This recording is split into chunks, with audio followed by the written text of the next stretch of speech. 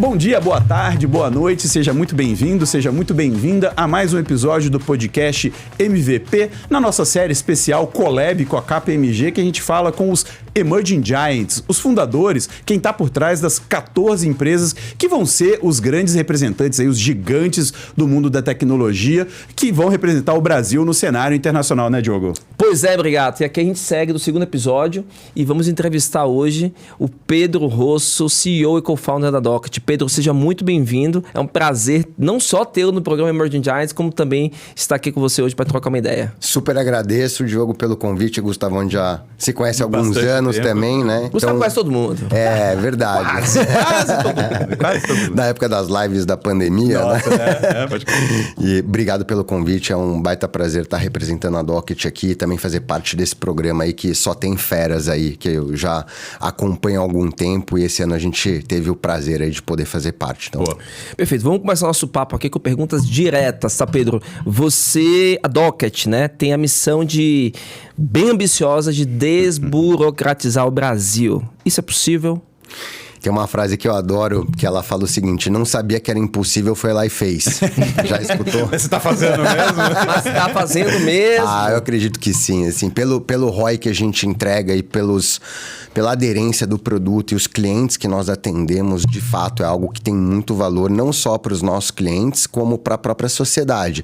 Porque hoje, com a Docket, você consegue, por exemplo, fazer a liberação de um consórcio, de um financiamento imobiliário, de um crédito agrícola em questões de dias, e não mais de meses, né? E a nossa visão do futuro é que isso acabe acontecendo em segundos, só depende da gente trazer mais tecnologia para esse processo. Isso tem um valor enorme, porque você está falando de destravar crédito no Brasil e fazendo com que o custo do crédito seja reduzido. Hoje, 20% das operações financeiras que tem algum tipo de colateral de garantia, a taxa de juros ali, 20% desse custo do crédito é para cobrir despesas administrativas e burocracia. Então, eu gosto de trazer um cenário para que as pessoas aterrizem aquilo que a Docket faz e tangibilizem, que é: o Brasil tem 5.500 municípios.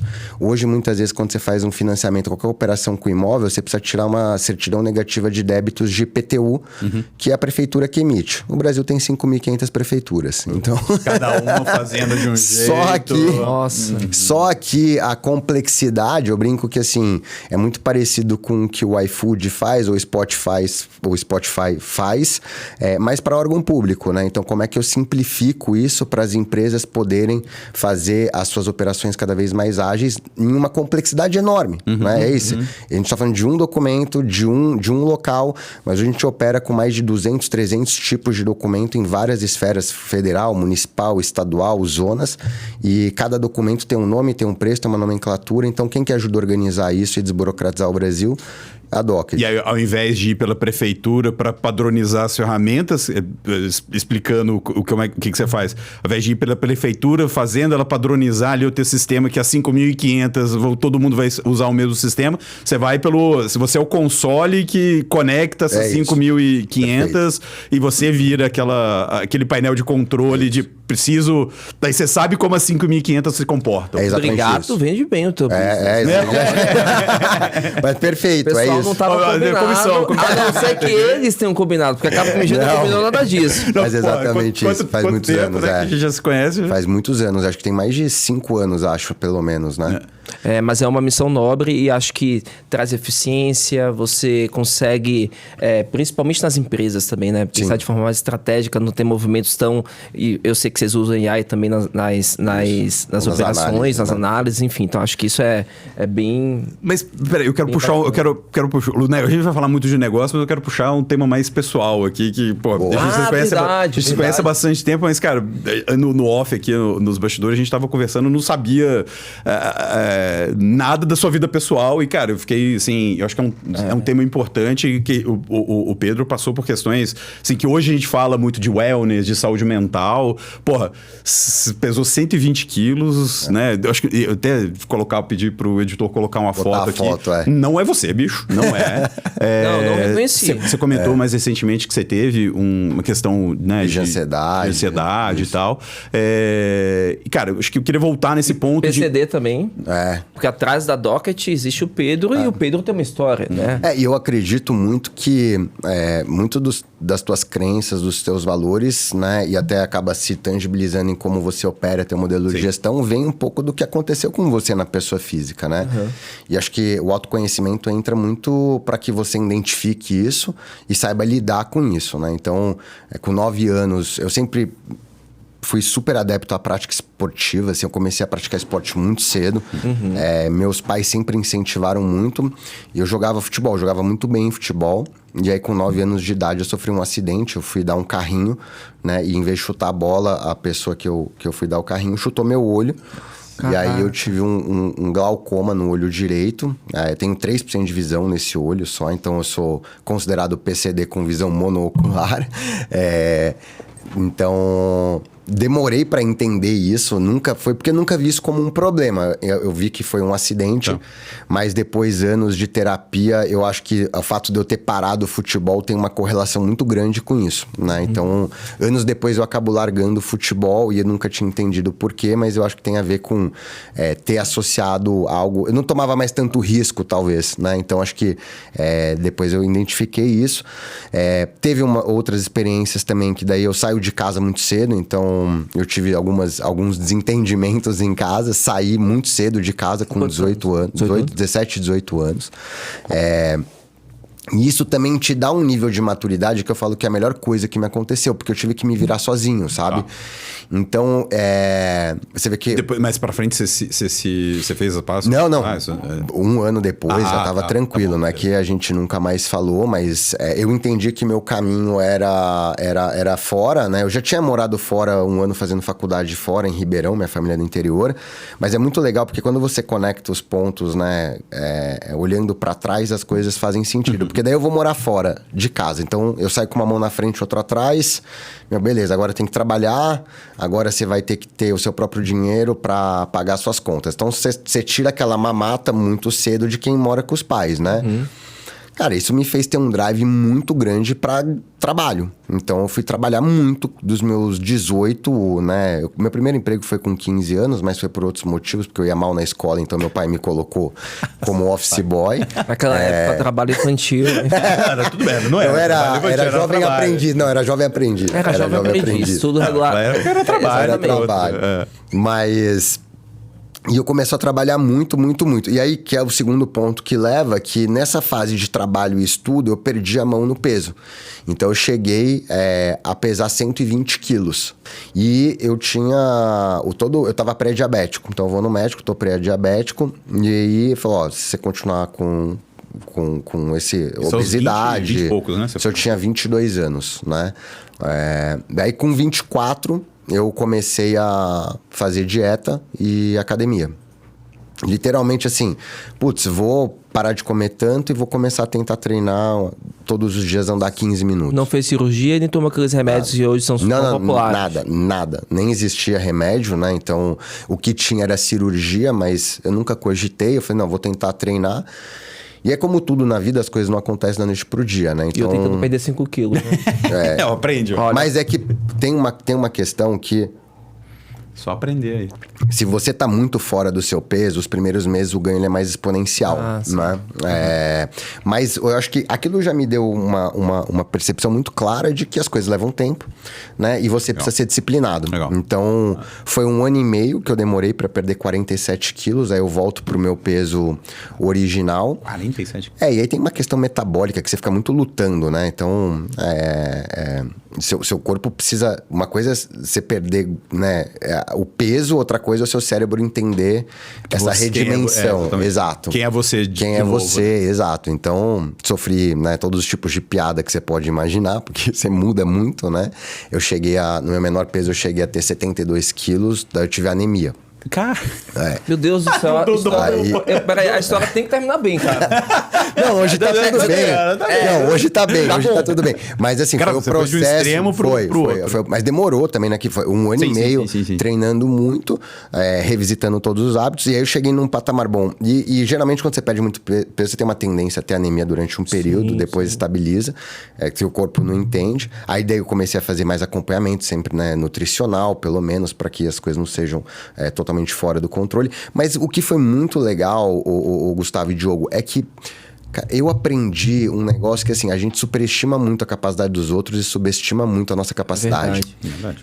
E, cara, uma pessoa determinada... Se você falar pra minha mãe que você quer, por exemplo... Putz, eu quero fundar uma concorrente da NVIDIA. Eu acho que todo mundo tem capacidade, sabe? Assim, a gente se impõe limitações, sabe? De achar que a gente não é capaz de construir ou de fazer. Isso foi me fortalecendo mentalmente de que, assim, cara, é um baita de um achievement. E eu entendo quando um esportista, um cara quando escala uma montanha, porque mas se você treinar, se você for consistente, se você tiver disciplina, são poucas coisas nessa vida que você não consegue construir. Sabe? Eu acredito muito na determinação das pessoas, assim. São poucas coisas que uma pessoa muito determinada, né, talvez não consiga entregar. Às vezes as pessoas falam, mas é difícil. Putz, difícil é relativo. Eu acho que a gente tá muito mais acostumado a desistir das coisas, né? E você acaba se viciando em desistir das coisas do que, de fato, pegar uma coisa e começo, meio e fim, sabe? E para mim o processo de emagrecimento foi isso. Foi me mostrar que, pô, se você faz o que tem que ser feito quando precisa ser feito, e isso moldou muito o meu modelo, né, de gestão, enfim, de como que eu penso toda a parte do sistema organizacional também. Então... E você manteve? Depois Sim. você Não passou tive nenhum outro... Não, mas eu digo assim, hoje você mantém essa disciplina do pessoal. Aí no off mesmo, no pessoal. De alimentação, de rotina, de atividade física. Eu acho que isso daí foi muito importante, porque quando eu tava pesando 120 quilos, tem um negócio que eu aprendi, que é a saúde não tem grana, né? Assim, depende de você. E dependendo do caso, não vai ter dinheiro que vai te... E são poucas coisas que você não tem tanto controle.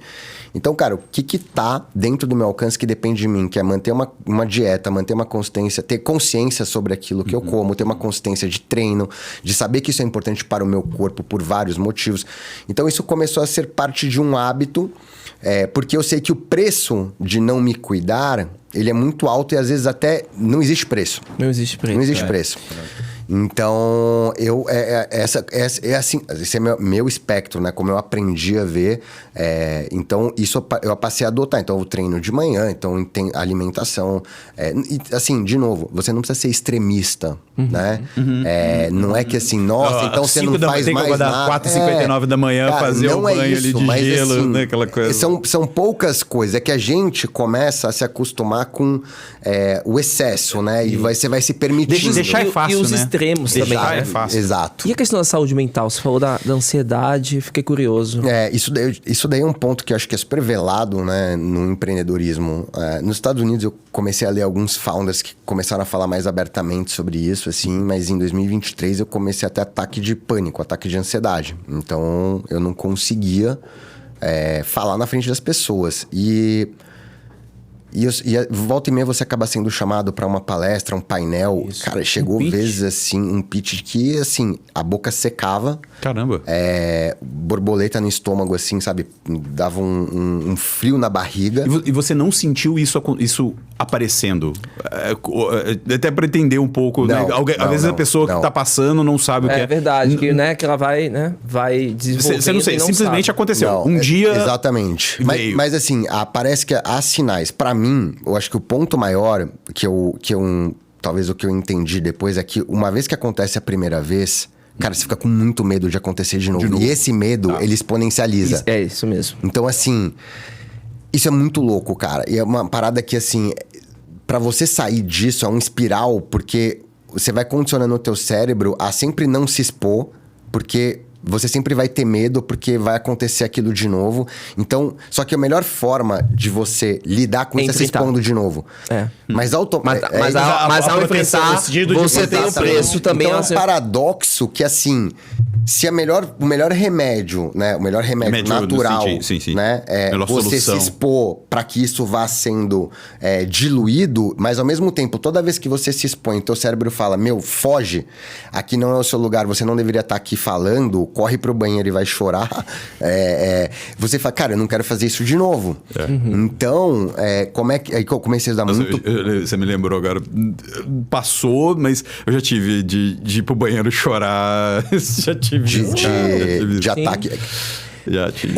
E Pedro, deixa eu te fazer uma pergunta. Quando você fala de startup, né, fala-se muito sobre coragem, né, de exposição, né, de o arquétipo do herói, o arquétipo do herói, né, de você enfrentar ali o super-homem, enfrentar os investidores e essa narrativa, ela é repetida, né? Ela se espalha e aí vem a questão da resiliência, dos riscos, né, que você toma, que no momento que você empreende, você entra nessa jogada, um jogo, uma jornada.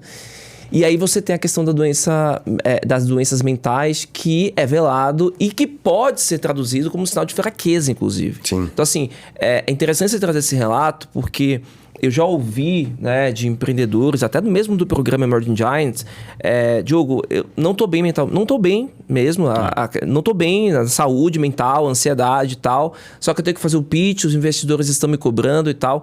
Então, cara, eu acho que é nobre, né, da sua parte trazer isso e que a gente possa compartilhar mais cases. Acho que a gente tem que trazer mais isso. Porque o que se vende sobre principalmente quando a gente fala de Emerging Giants, o cara vai ser Giant. Então, assim, já é mais uma pressão do tipo, você tem que ser gigante.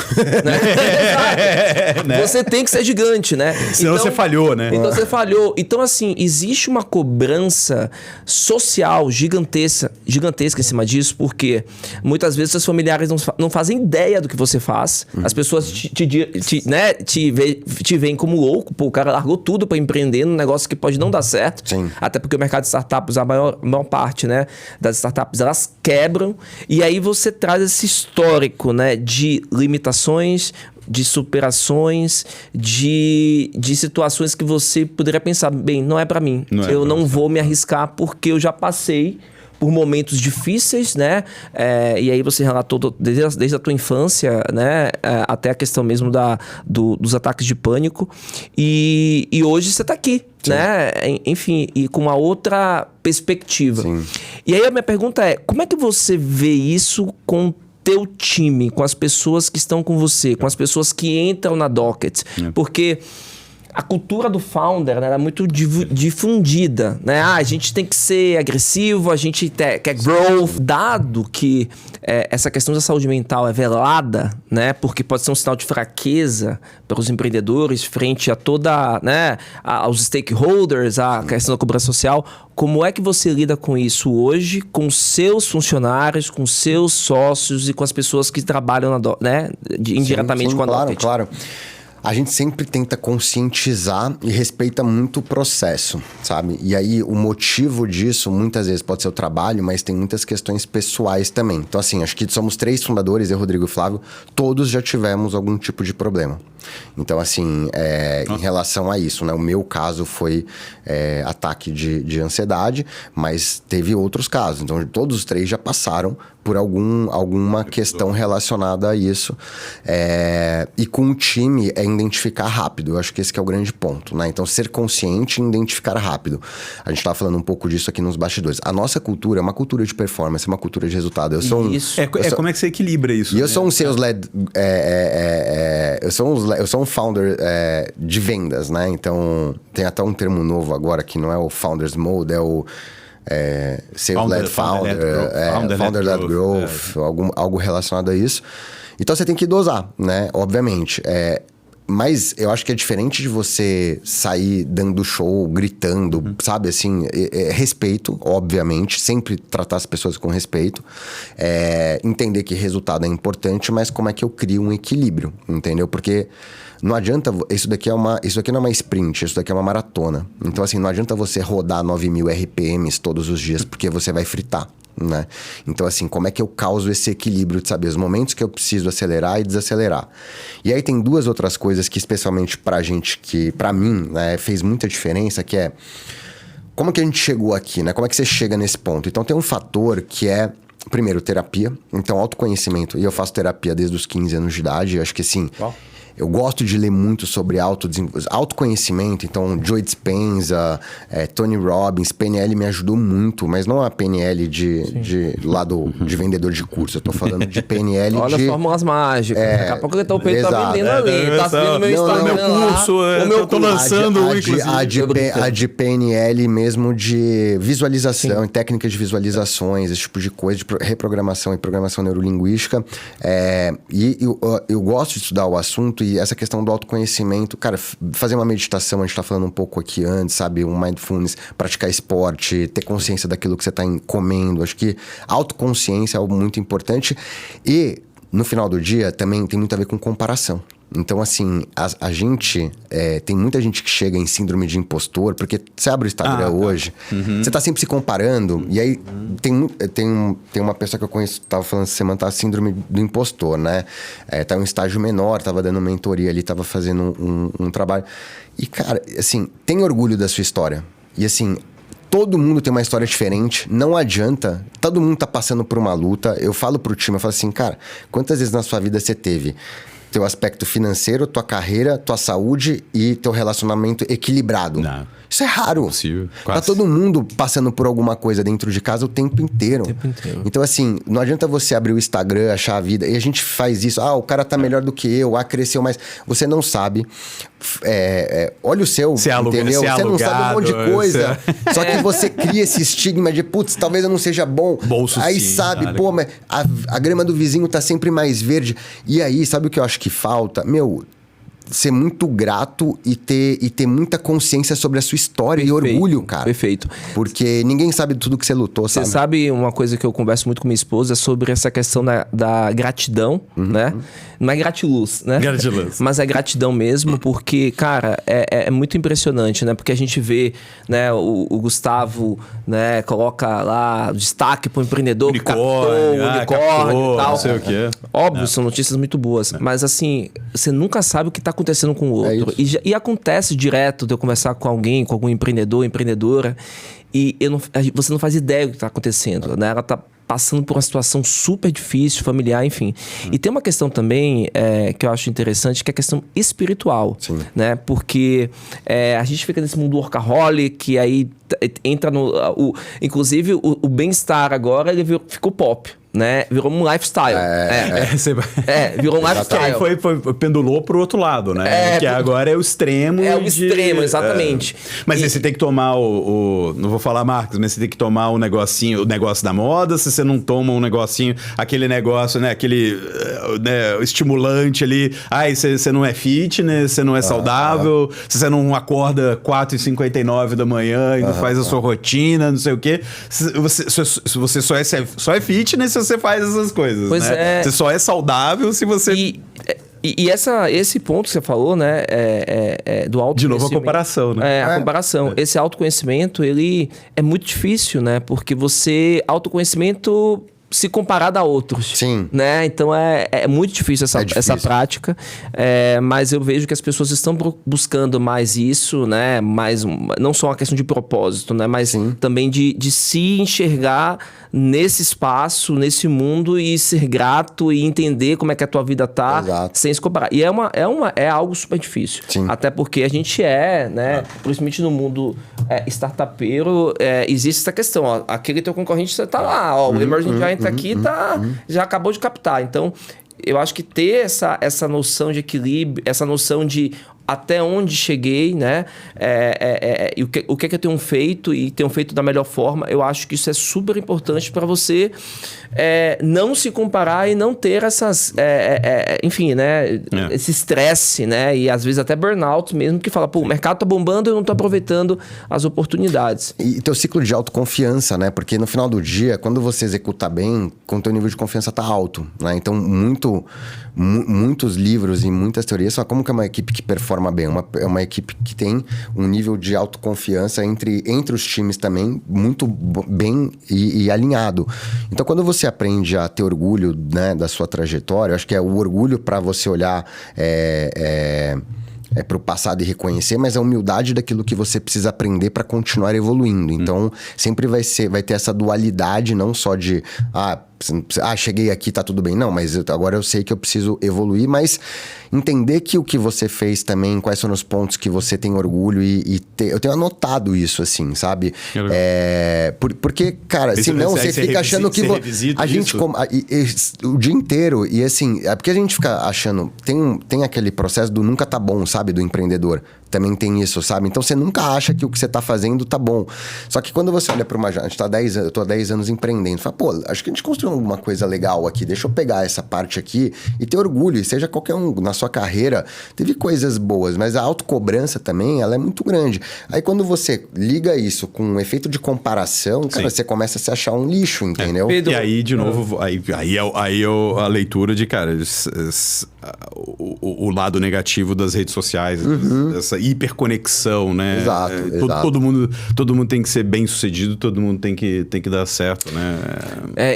Eu acabei de ter uma ideia aqui que, cara, é dinâmico, tá? Gustavo Grigorini, que tá aqui nos estúdios, a gente vai fazer uma mentoria sobre saúde mental para as Emerging Giants, porque eu acho que esse tema é super importante e você vai ser o nosso convidado. Topa? Topo, super Beleza. topo. Vamos botar um business agora? Vamos. Não, eu até ia perguntar, até aproveitar o gancho que ele deu, né? Que ele falou de superação, entender, e você falou que você é um cara de vendas, né? Você é um founder muito de vendas e tal. Mas eu li em algum lugar que você não era cara de vendas, né? Então, porra, você não se via de vendas e é um cara... Eu sou vendedor, né? Porque meu pai, ele trabalhou com vendas a vida inteira. Eu fiquei meio traumatizado com esse negócio. Porque, cara, meu pai era um excelente vendedor, aprendi muito com ele, mas era um negócio ultra estressante, não tinha muita coisa garantida. Eu falo que vendas tem uma parte do processo, comunicação visual, né? Então toda a parte de outdoor, que na época que não tinha lei Cidade Limpa, faz anos atrás, então era muito com a agência o tempo inteiro, né? Toda a parte de mídia de agência, e aprendi muito com ele. E o que eu vi que tem uma parte do processo que você não controla. Né? Você pode fazer o playbook inteiro. Aí chegou ali no final, e eu adoro as outras áreas, porque as outras áreas eu controlo tudo. Então, assim, cara... É o que eu já falei aqui com o Gustavo, né? A gente já falou isso. O processo de compra, ele no final do dia é emocional. Totalmente. Então você pode ir com o teu playbook e tal, no tete a tete ali, o cara vai falar assim, não fui com sua cara, não vou comprar de você. É isso, exatamente. E você tem que estar preparado pra frustração. Isso. Agora, o resto, você controla dentro da empresa, o que é legal, né? Porque daí você fala, de caixa... Né? Engenharia, operações, né? Então, e aí, essa questão foi... A gente tirou no palitinho quem ia tocar vendas, quando a gente... Sem brincadeira. Breaking news, foi breaking news. Seus investidores sabem disso. Se vocês querem história bonita... Olha, obrigado, me chamava. Seus investidores sabem disso. Me chamava que eu tava lá na DOC, tô brincando, KPMG. Cara, a gente saiu de 1 quilo... A gente tinha pivotado o modelo para B2B. O Rodrigo não tô acreditando que escolheram vendendo no palitinho, cara. Minha profissão. Foi assim. Mas eu sou bom. Eu sou bom de venda. Não, mas peraí, termina. Vocês saíram do quilo. Nós saímos do quilo, pegamos um palito de dente na mesa e falou, cara, agora. Não, cara, quem vai vender? Eu não. Aí ninguém queria vender e o Rodrigo falou, cara, eu toco em engenharia, não tem como. Tem nada a ver com isso. Aí foi bom. Não, tem razão. Ele saiu uma boa, né? Ele saiu uma boa. Não sou de humanas, sou de exatas. Não, e também porque quem ia tocar no lugar dele não tinha, né? Então, assim, eu não ia entender nem o Flávio. O Flávio formado em Direito, eu mais a parte de business, eu falei, cara... Alguém vai tocar vendas. Porque os dois queriam ficar com operações. Aí tirou no palitinho, bateu, o palito saiu comigo. E aí eu fui estudar... Legal. Muito. Porque vendas lembrando aqui que vendas não é nada amador. Venda tem técnica, tem... Enfim. E o que foi legal, a gente é empreendedor em Endeavor e esse tipo de programa também, cara, foi fazer mentoria com todo mundo. Então o César... essa semana eu tava fazendo mentoria com o Alexandre Appendino, que é o VP da TOTUS, de vendas, né? Então tô tempo... E com o Felipe do Pipefy, que era ex-vice-presidente de vendas do Pipefy. E na época a gente foi falar com o Eric. E tem com a gente também de growth, tá? Então... mentoria também, não é só Endeavor. Sim, não, verdade. Defender aqui o meu programa. Amamos a Endeavor. Anderson e turma, dando vocês, mas assim, a gente também tá... É que na época... Temos uma agenda. Você tava A gente tava, e aí assim, a gente... É porque você demorou a reconhecer o Pedro. Pô. Não, mas isso foi 2017. Eu na hora certa, Emerging Giant. É verdade.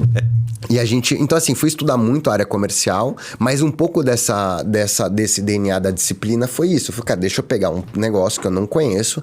E eu acredito que se você dedicar muitas horas e estudar muito e fazer mentoria... Então, foi isso que a gente foi fazer. 10 mil horas.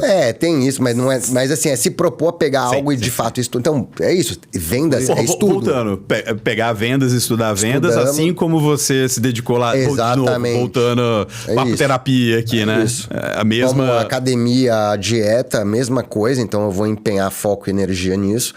E aí, pegar benchmarks de mercado. E aí, comecei, destravou, enfim. E aí, eu sou CEO da companhia, mas um CEO muito orientado à área comercial. Porque quando a gente pivotou também, pessoal, a gente era uma empresa B2C, viramos B2B. Produto animal. Só que o que eu aprendi é que, se não estiver vendendo, você pode ter o melhor produto do mundo. Produto. Exato. Então, se eu tenho um mix de um bom produto... E não é vendendo, se não tiver quem compre, Quem compre, exato. Aquele negócio de vendedor. Todo mundo quer que tenha comprador, né? Exato. O ideal é você não vender, né? O ideal é que as pessoas comprem, né? E o nosso produto é middle enterprise, então não é algo que eu desovo no mercado e tenho lead infinito. Tem que mostrar valor. Você tem que mostrar valor. Meu ciclo de vendas é de 6 a 9 meses. São grandes bancos, grandes empresas do agronegócio, as maiores empresas de consórcio, de real estate. Então, assim, é uma venda complexa.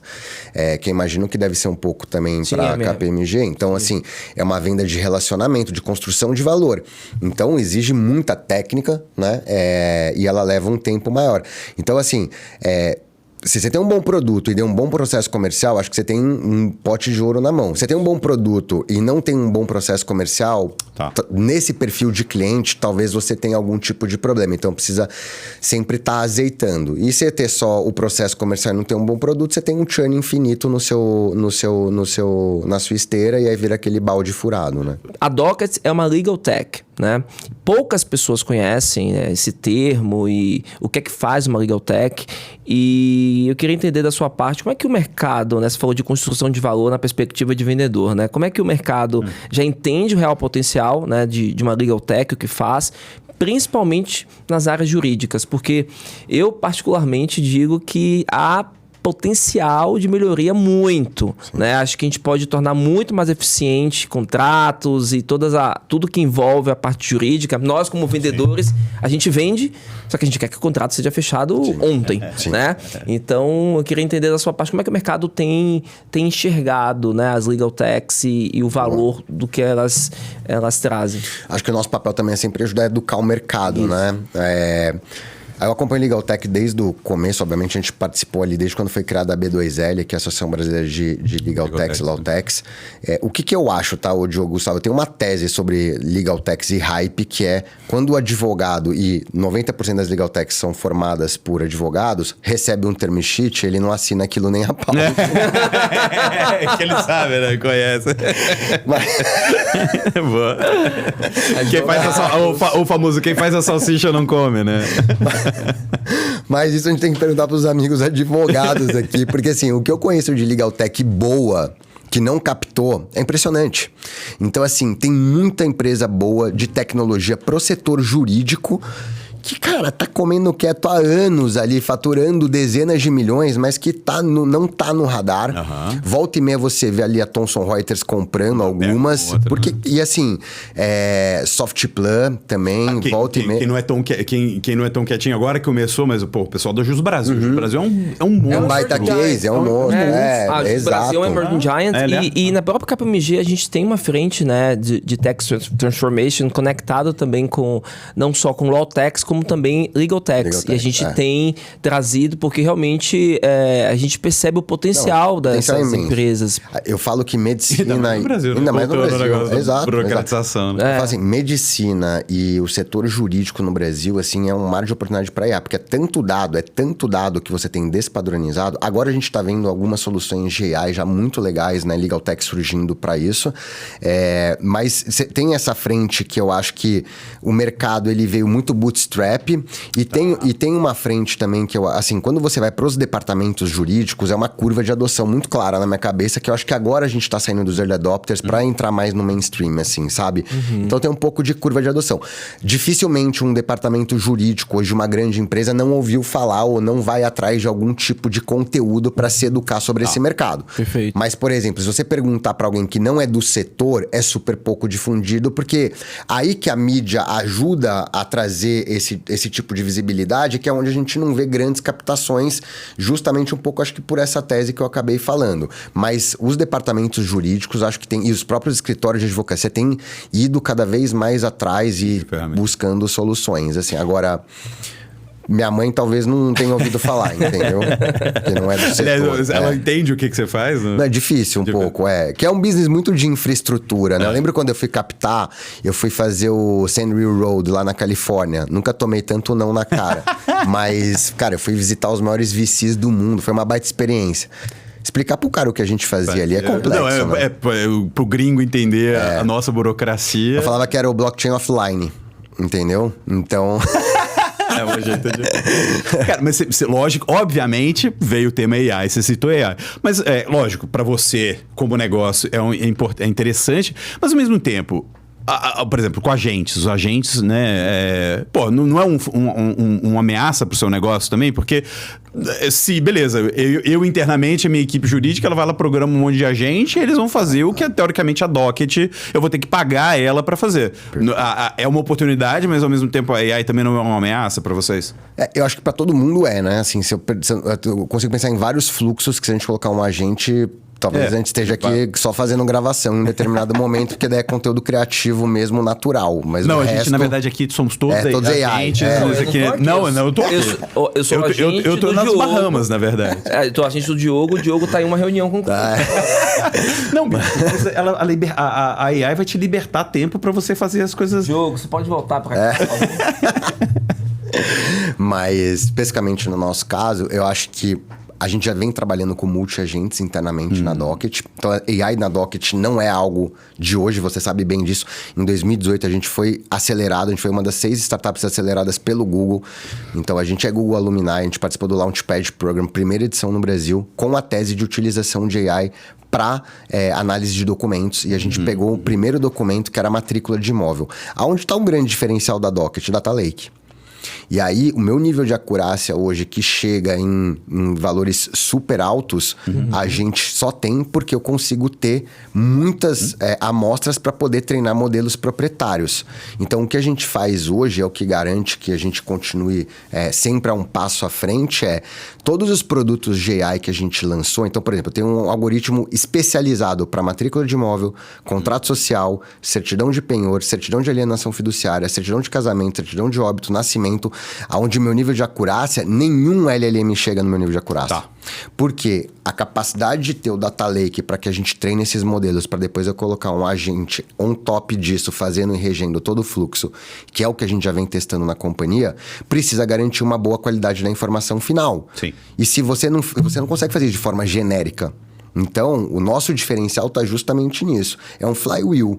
Quanto mais eu processo essas operações, mais eu capturo informações que eu utilizo para treinar modelos especializados que depois um agente opera em cima de um nível de acurácia que o mercado não tem. E é por isso que hoje o nosso produto de AI cresce 300% ao ano. Então, é um baita case. A gente foi a primeira empresa no Brasil a fazer isso. Hoje você consegue ler uma matrícula de imóvel em 30 segundos e saber se tem algum tipo de alienação ou hipoteca na matrícula. A gente consegue falar quantas pessoas são donas de uma empresa em 30 segundos. Extrair a causa da morte de uma certidão de óbito em 30 segundos. Você consegue puxar a ficha do startups.com.br? Não faça isso. Gente, acabamos aqui. Mas entendem que isso só foi possível esse nível de acurácia, porque o que o cliente precisa para uma resposta de um consórcio, de um crédito agrícola, se ele deve ir ou não com a operação com base em todas a due diligence documental que foi feita. Então, quando eu trago o metadado estruturado com o nível de acurácia que a Docket tem hoje, cara, eu tô dando um vazão a um volume de operações que antes ia ser feito de forma manual e com erro humano absurdo. Qual que é o tamanho da equipe hoje que você tem técnica para fazer isso?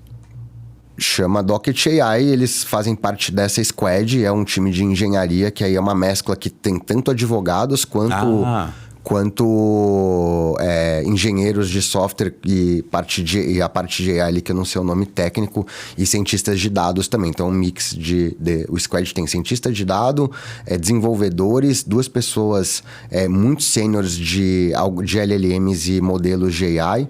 Então, a gente usa modelos também que eu transcrevo para o russo. A gente tem toda a parte de visão computacional feita dentro da Docket. É super parruda, tá? A gente tem uma plataforma interna só para treinar os nossos modelos. Porque a gente tá desde 2018 fazendo isso. Quando vieram esses LLMs, só para vocês terem ideia do impacto, a gente demorava 2 a 3 anos para colocar um documento com um leitor especializado. Com os LLMs, a cada 6 meses a gente está colocando um com nível de acurácia, cara, beirando 100%, assim. Então, isso exponencializou muito, mas o pré-processamento e toda a parte de visão computacional e algoritmos proprietários que garantem eu sair de 50 para quase 100 são treinados dentro da Docket, entendeu? Caraca, Legal Tech é algo legal, né? É legal. Inclusive, eu queria que você me apresentasse essas Legal Techs que você conhece, que não passaram por rodadas, porque a gente quer mapear também. Agora, Pedro, eu queria saber o seguinte. Aquela pergunta que a gente sempre faz para Emerging Giants, né, Gustavo? Qual é o próximo passo da Docket? O que é que vocês estão aprontando aí nos próximos... Não vou dizer nem 5 anos, porque as Emerging Giants, elas se movem... Cara, é humano... A gente falou no episódio anterior, a próxima já vai ser Giants. Já vai ser Giants. Então, assim... nos próximos meses, anos, o que é que vocês pretendem fazer para chegar ali e ser uma gigante? Boa. O sonho grande... E quando que você vai acabar com a burocracia no Brasil? Tá, esse é o sonho grande. Isso aí Com a data. Esse é difícil de prever. O sonho grande é que você possa hoje entrar no aplicativo do seu banco e fazer um financiamento imobiliário em 10 segundos. Nossa, eu acabei de passar por esse negócio. Demorou fevereiro, março, abril, maio, 4 meses. Eu tô dando um exemplo do financiamento imobiliário. É muito complicado essa parada. Chato. Então, assim, esse é o sonho grande. Eu tô dando um exemplo do financiamento. É um inferno. É um inferno. Mas eu passei por maus bocados com esse negócio aí. Porque realmente é uma burocracia enorme. Pra você ter ideia, é engraçado isso. Deixa o menino responder. Não, mas pode falar. Pra você ter uma ideia, eu tive que fazer uma carta à mão. Putz. E aí eu mandei a carta à mão para o banco e o banco falou, não, porque a minha letra de forma. Eu não entendi. Ele falou, a sua letra foi feita por AI. Sério? É sério. Nossa. E aí eu tive que meio que dar uma curvada na escrita para poder... aceitar. Para poder aceitar. Muito louco. Mas enfim, eu peguei o exemplo do financiamento imobiliário, mas eu poderia te dar 10, 15 operações no Brasil. Então, por exemplo, crédito agrícola. O produtor precisa acessar crédito para financiar a produção agrícola. Demora 2 meses para esse cara ver o crédito dele liberado. É o mesmo processo. Parte de consórcio, contemplado. Consórcio agora está em alta porque taxa de juros alta. E a Docket é agnóstica em relação ao setor, então isso é muito bom. Agora a gente está com as maiores empresas de consórcio como clientes. Para o cara receber a carta quando ele é contemplado, para fazer toda a parte de liberação, é o mesmo processo de formalização. Então, tem vários casos de uso que essas operações poderiam acontecer. Então, o próximo passo da Docket é como é que eu faço essa jornada acontecer em segundos? E a meta é alta, tá? Eu poderia falar para você minutos, horas, dias. Nossa meta é em segundos. Deveria ser tão fácil você abrir e conseguir tomar crédito fazendo toda essa operacionalização de documentos, como é você entrar no especial do seu banco. É verdade. Entendeu? Verdade. Que é com 2 cliques você acessou lá um crédito pré-aprovado. Então, tudo isso... é feito com base no seu histórico. Que é feito com base no seu histórico. A lógica Exato. é a mesma, né? É óbvio que isso depende da Docket abranger cada vez mais todas as etapas do processo. Então, isso envolve desenvolvimento de produto. E também depende de instituições públicas, fatores, né, que a gente tem um controle mais ou menos, também cada vez mais tornarem tecnológicos e adeptos, que é o que a gente também vem observando. Sim. Mas assim, sonho grande e evolução do produto, jornadas em segundos ali. Então, a gente fala assim, não abre o doc, abre a Docket.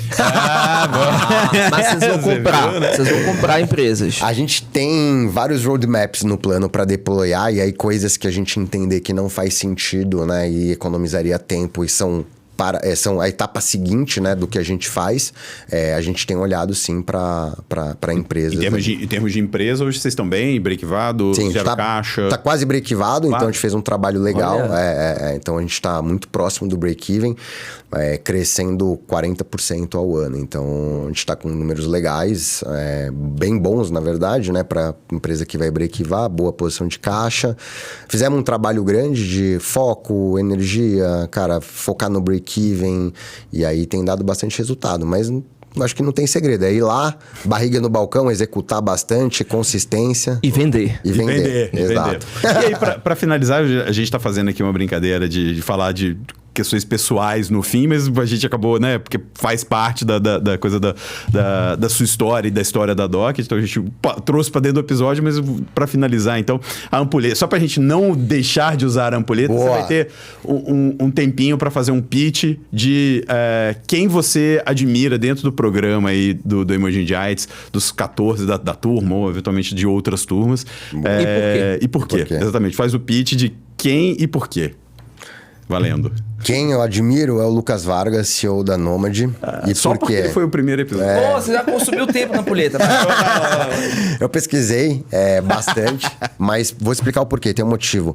Eu conheço o Lucas já tem acho que uns 6 anos. Então, quando ele estava no Viva Real, ele deu uma mentoria pra gente e depois, volta e meia, eu pego mentoria com ele. E o que eu acho, assim, eu tenho uma empatia muito grande pelo Lucas. Eu acho a gente muito parecido, assim, de execução. Ele tem um ritmo muito parecido com o meu. Então, e ele tá, construindo um negócio que acho que veio de uma experiência de Viva Real que ele tocou, foi CEO lá quando o Brian saiu, construiu a Nomad. Então, eu admiro demais ele como empreendedor e que tem muita bagagem, né? Passou por muita coisa já. Então, e com um modelo de gestão, acho que muito parecido. Então, não é alguém que eu não conheço. É alguém que eu conheço e que eu procuro ter mentorias constantemente já tem algum tempo. Inclusive, a gente foi almoçar semana passada, tudo. Então, é um cara que eu admiro muito, tenho muito respeito. Legal. Bacana. Pô, obrigado, Pedro. Valeu por compartilhar aí não só sua né, não só coisas sobre a Docket, mas também sua vida pessoal. Eu acho que é importante demais. Foi muito bacana, cara. Curiosidade. De verdade, eu tive vários insights. É importante isso, que as pessoas, né, a gente desmistifique essa coisa do fundador herói, macho alfa e tudo mais, né? Então, obrigado por compartilhar. Boa, obrigado também. Obrigado, Pedro. É um prazer tê-lo no programa, um prazer ter recebido você aqui e compartilhar um pouco da sua história. Fiquei muito realmente até emocionado com essa história que é tão interessante, tão cheia de desafios e superações, né? Quer dizer, a gente a gente só vê a ponta do iceberg, né? A gente não vê o todo. Bem, pessoal, a gente termina aqui mais um episódio do MVP Emerging Giants. E no próximo episódio... Mais uma conversa bem bacana. Só ficar ligado os canais do Startups e os canais da KPMG, principais plataformas de áudio, plataformas de vídeo, tudo. Perdeu o episódio, você não tem como. Então, é só ficar ligado, ficar ligada. Até o próximo.